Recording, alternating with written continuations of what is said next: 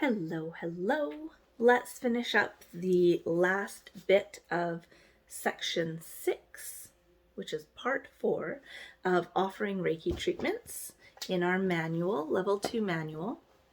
This bit will be quick and easy. We're just talking about different ways that we can use this higher level of energy in our everyday life. So, of course, we've talked about this many times in class. You can Reiki the room. So when you're Reikiing a room, you're starting at the north corner. So for me, that's this guy. Or if you don't know the directions, you can use the doorway to the room as sort of your starting point. The door is like the north point or the north star of the room. And what you want to do is use Reiki symbols on the walls of the room to bring in the energy that you want. So let's say, for example, you want to clear negativity from a really dense room. Maybe it's a room where a horrible fight happened, or maybe it's a room where a pet died, or, really dense energy. What you can do is use the reverse chokure on the walls in a counterclockwise motion to reduce that dense energy in the room. And then another thing that you can do once you've done that, stand in the middle of the room and build a Reiki ball, and build that ball bigger and bigger and bigger until it fills the whole space, the whole room. So you're putting new energy into the room. You'd be amazed how well that works. Such a simple thing to do. And then seal that in with a original chokure, applying it to the walls from north to north, this time in a clockwise motion. So with the sun, building up energy. You can also seal the energy in on the ceiling and the floor as well to seal in that new energy, that new space. Take the same concept, use it to clear a home, for your treatment space, for your meditation spaces, same concept. I love that Reiki ball, just filling the room up that way. So easy, so powerful, and so effective. The other thing you can do is use Reiki to Reiki objects. So here's this beautiful ankh that Angel brought for me from Egypt. I can actually put symbols into this ankh.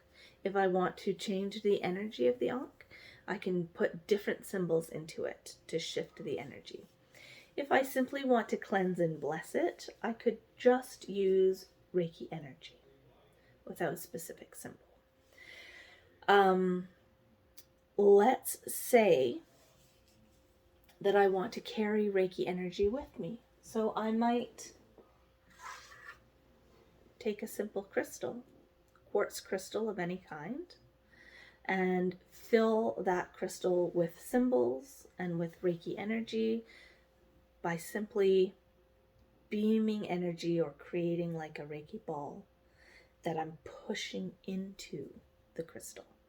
Crystals and metals hold Reiki energy very, very well. Wood and soft materials don't hold quite as well. Then you carry this crystal around with you in your pocket or in a mojo bag, in your bra, and just know that you've got that energy with you, slowly releasing for you all day long. It's a beautiful way to carry Reiki around. You might also Reiki pieces of art or larger crystals in your room to bring that Reiki energy into a specific room that you want.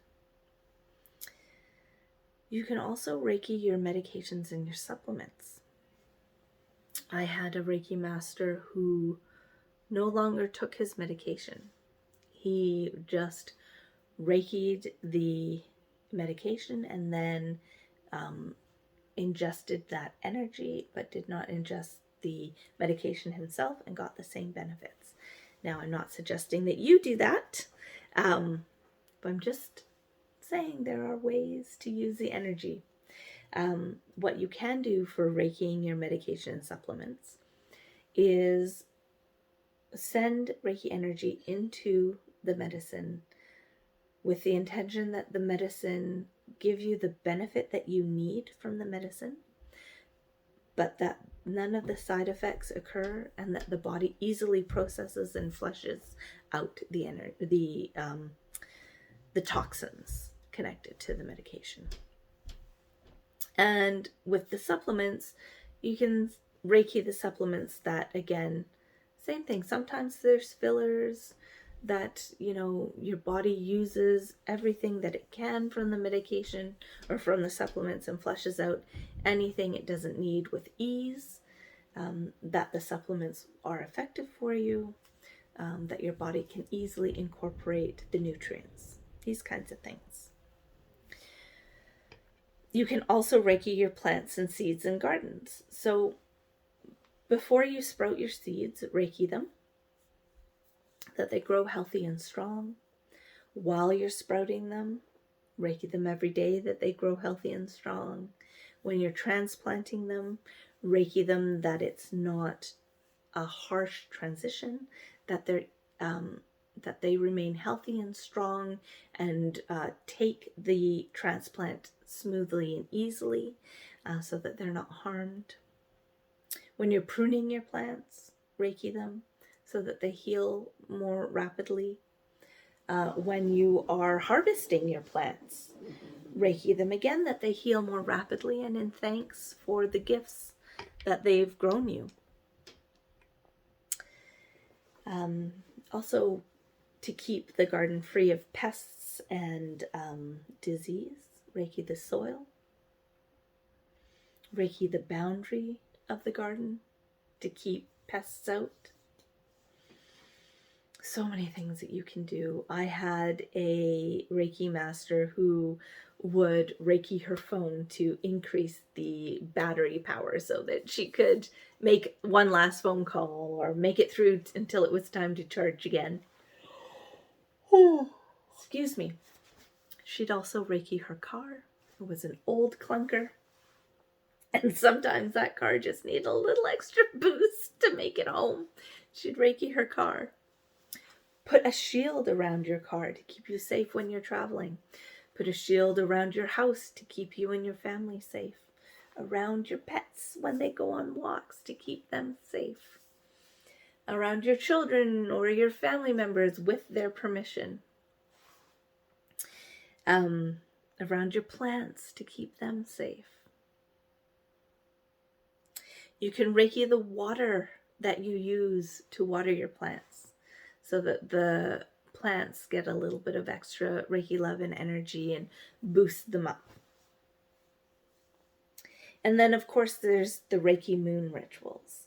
Now, if you are an alumni and you have access to the dojo, you can access the missing pages from this book, the Everything Reiki book. This book is hard to find now. It's easier to find the newer version, which is the Everything Guide to Reiki book. And it's missing the moon rituals, which is so disappointing. But I've copied the pages and put them on the dojos for you. So you can use the phases of the moon to support the Reiki energy and the symbols to empower your manifestation and your shadow work.